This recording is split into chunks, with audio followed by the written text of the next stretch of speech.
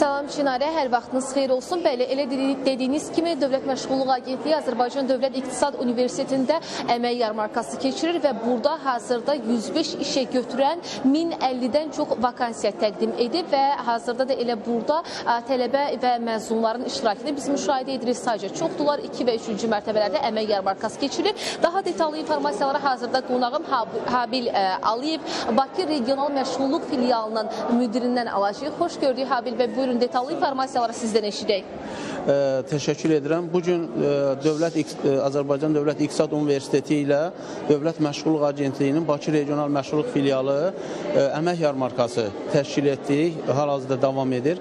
Əmək yarmarkasının təşkil olunmasında əsas məqsədimiz işsiz və işə axtaran şəxslərimizlə işə götürənlərin ünsiyyətini yaratmaq, həm işsiz və işə axtaran şəxslərin əmək bazarının tələblərinə uyğun kadr bazası üçün əlçatanlığını təmin etmək, həm də işsiz və işə axtaran şəxslərimizin işə götürənlərlə görüşünü təşkil edərək onların rahat iş tapmasına kömək etməkdən ibarətdir.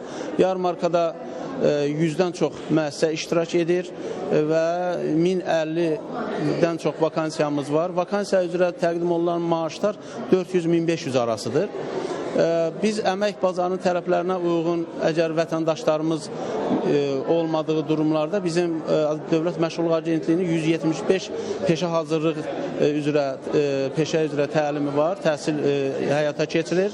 Uyğun olmayanlar həmin peşə hazırlıq kursuna cəlb olunaraq əmək bazarına qazandırılır. Təşəkkürlər. Çox sağ olun informasiyaları bizdən paylaşdığınız üçün. Bir daha xatırladım ki, hazırda Azərbaycan Dövlət İqtisad Universitetində 105 işə götürən 1050-dən çox vakansiya təqdim edir. Əmək yarmarkası keçirilir və elə burada da hazırda biz izdihamı müşahidə edirik və saat 9:45-dən etibarən başlayıb və bir neçə saata davam edəcək gözlənilir. Çatdıra biləcəklərimiz bu qədər idi. Söz yenidən sizdədir. Təşəkkürümü bildirirəm Rəqsanə məlumatları bizə ötürdüyün üçün. Yarmarka çərçivəsində hansı işlərə sahib olmaq mümkündür, hansı məsələlər gündəmdədir artıq biz də sizinlə bölüşdük.